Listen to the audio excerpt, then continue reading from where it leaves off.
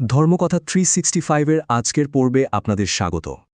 আজকের কাহিনীর নাম একাকী বীর রাম, রাক্ষস সেনার পতন।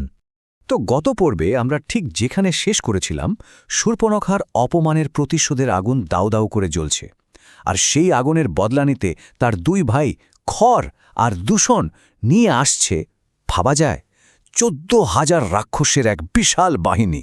তাদের একটাই লক্ষ্য, রামকে একেবারে সমূলে বিনাশ করা। আর ঠিক এই টানকান উত্তেজনা থেকেই শুরু হচ্ছে আমাদের আজকের কাহিনী। তো চলুন আর দেরি না করেই ঢুকে পড়ি গল্পের গভীরে। আজকের প্রথম পর্ব, একাকী বীরের প্রতিজ্ঞা। একবার ভাবুন তো সেই মুহূর্তটার কথা। একটা ভয়ঙ্কর যুদ্ধ শুরু হবে, তার ঠিক আগে চারিদিকে কেমন একটা অদ্ভুত, নিস্তেস্থ নিস্তব্ধতা। মনে হচ্ছে যেন পুরো জঙ্গলটা ভয়ে দম বন্ধ করে দাঁড়িয়ে আছে। যে পাখিগুলো সারাদিন কিচিরমিচির করে বন মাতিয়ে রাখত, তাদের কোনো সাড়া শব্দ নেই, কোথায় যেন উধাও হয়ে গেছে। আর বনের পশুরা, ওরা তো বিপদটা ঠিকই আঁচ করতে পেরেছে, তাই সবাই ভয়ে গভীর জঙ্গলের মধ্যে লুকিয়ে পড়েছে। এমনকি বাতাসও বইছে না, যেন থেমে গেছে। প্রকৃতির এই যে থমথমে, ভয় ধরানো নীরবতা, এটা আসলে একটা বিশাল ঝড়ের আগের শান্ত অবস্থা, এক মহাপ্রলয়ের পূর্বাভাস দিচ্ছিল। আর এরকম একটা ভয়ঙ্কর পরিস্থিতিতে রাম কি করলেন? তিনি শান্তভাবে নিজের ধনুকে টঙ্কার দিলেন, আর তারপর একদম স্থির কিন্তু দৃঢ় গলায় বললেন, লক্ষণ, তুমি সীতাকে নিয়ে গুহার ভেতরে থাকো, আমি একাই ওদের সামলাব। ভাবুন একবার, এই একটা কথাতেই শুধু সাহস না, ফুটে উঠছে কর্তব্যের প্রতি তার কি অটল বিশ্বাস আর সমর্পণ।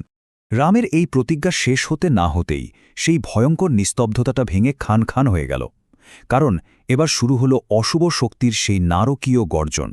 চোখের সামনে কল্পনা করুন, হাজার হাজার রাক্ষস একসাথে ছুটে আসছে, তাদের পায়ের চাপে মাটি থরথর করে কাঁপছে, আর তাদের সেই পশুর মতো চিৎকারে জঙ্গলের বাতাস যেন বিষাক্ত হয়ে উঠেছে। মনে হচ্ছে যেন স্বয়ং ধ্বংস মূর্তিমান হয়ে এগিয়ে আসছে। আর ঠিক তখনই রাক্ষস সেনাপতি খর তার বাহিনীকে আরও খেপিয়ে দিয়ে চিৎকার করে উঠল, শেষ করে দাও ওকে। ব্যাস, এই একটা আদেশই যথেষ্ট ছিল, যেন বারুদের স্তূপে কেউ আগুন লাগিয়ে দিল। পুরো রাক্ষসের দলটা একটা বন্যার মতো রামের দিকে ঝাঁপিয়ে পড়ল।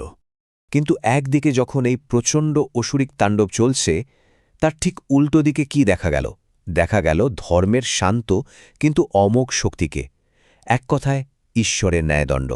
ভাবা যায়, 14,000 উন্মত্ত রাক্ষস সামনে, আর রাম, তিনি দাঁড়িয়ে আছেন পর্বতের মতো অটল, সমুদ্রের মতো শান্ত, আর একজন যোগীর মতো একাগ্র। তার চোখে ভয় না, ভয়ের ছিটে ফোঁটাও নেই, আছে শুধু অধর্মকে শেষ করে দেওয়ার এক অটল সংকল্প।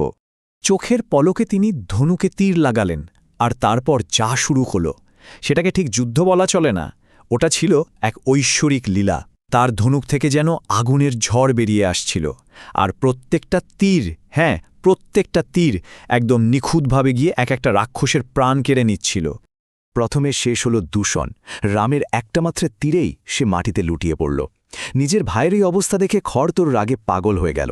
সে তার সব শক্তি দিয়ে রামকে আক্রমণ করল, কিন্তু রামের দৈবী শক্তির কাছে তার ওই আসুরিক শক্তি কিছুই না। দেখতে দেখতে খরেরও পতন হল। আর যেই না দুই সেনাপতি শেষ হল, অমনি পুরো যুদ্ধক্ষেত্রে একটা অবিশ্বাস্য অদ্ভুত নিস্তব্ধতা নেমে এলো। ভাবুন, যে জঙ্গলটা একটু আগে রাক্ষসদের চিৎকারে কাঁপছিল, সেখানে এখন শুধু মৃত্যুর নীরবতা। এত বড় একটা রাক্ষস বাহিনী পুরোপুরি শেষ। কিন্তু প্রশ্ন হল, এই বিশাল জয় দিয়েই কি গল্পটা শেষ, নাকি এটা আসলে আরও বড় কোনো সর্বনাশের শুরু? এখান থেকেই শুরু হচ্ছে পরাজয়ের প্রতিশোধের এক নতুন পর্ব। দূরে দাঁড়িয়ে শূর্পণখা এই সবটা দেখছিল। তার চোখে মুখে তখন শুধুই আতঙ্ক আর অবিশ্বাস। সে ভাবতেও পারেনি এমনটা হবে। তার এত বড় পরিকল্পনা, তার দুই শক্তিশালী ভাই, তার 14,000 সেনার বাহিনী, সব এক মুহূর্তে ধুলোয় মিশে গেল। এক নিমেষে তার রাগের জায়গাটা নিয়ে নিল হাড় কাঁপানো ভয়। সে এবার বুঝতে পারল, আরে, সে যাকে একজন সাধারণ তপস্বী ভেবেছিল, সে তো আসলে তার কল্পনারও বাইরের কোনো শক্তি। কিন্তু তার ভেতরের প্রতিশোধের আগুনটা নিভল না, বরং ওই ভয়টাই তাকে আরও মরিয়া করে তুলল। আর তখন তার মাথায় একজনের কথাই এলো, এমন একজন যে শুধু শক্তিশালী নয়, যে ত্রিভুবন জয় করেছে। তার ভাই, লঙ্কার রাজা দশানন রাবণ। আসলে রামের এই জয়টা শুধু একটা যুদ্ধ জয় ছিল না, এটা ছিল নিয়তির একটা ডাক, যে ডাক সোজা গিয়ে পৌঁছাল লঙ্কার সোনার সিংহাসন পর্যন্ত। এমন একটা ঘটনা শুরু হলো যা আগামী দিনে গোটা আর্যাবর্তের ইতিহাসটাই বদলে দেবে। তাহলে এখন সবচেয়ে বড় প্রশ্ন এটাই, শূর্পণখা কি এবার সত্যি সত্যি লঙ্কার রাজা মহাপরাক্রমী রাবণের কাছে যাবে? আর যদি যায় তাহলে লঙ্কাপতি রাবণ তার ভাইদের আর এত বড় একটা সেনাদলের এমন ভয়ঙ্কর পরাজয়ের কথা শুনে কি করবে? কি হবে তার প্রতিক্রিয়া? এই সব প্রশ্নের উত্তর জানতে হলে অপেক্ষা করতে হবে পরের পর্বের জন্য। ধর্মকথা ৩৬৫-র সাথে থেকে প্রতিদিন শুনুন রামায়ণের এক একটি নতুন অধ্যায়। মানব জীবনের ধর্ম, ন্যায়, ভালোবাসা আর ত্যাগের এই মহাকাব্য রামায়ণকে এখন অনুভব করুন এক নতুন আঙ্গিকে। ধর্মকথা ৩৬৫ আপনাদের নিয়ে যাবে এক অনন্য যাত্রায়, যেখানে প্রতিদিন একটি করে নতুন পর্বে উন্মোচিত হবে এই অমর কাহিনীর গভীর রহস্য আর মহিমা। চলুন আমরা সবাই মিলে শুরু করি এই পবিত্র যাত্রা, রাম, সীতা, লক্ষ্মণ আর হনুমানের সেই চিরন্তন কাহিনীর পথে। প্রতিদিন নতুন পর্ব শোনার জন্য ধর্মকথা 365 চ্যানেলটি সাবস্ক্রাইব করে আমাদের সঙ্গে থাকুন।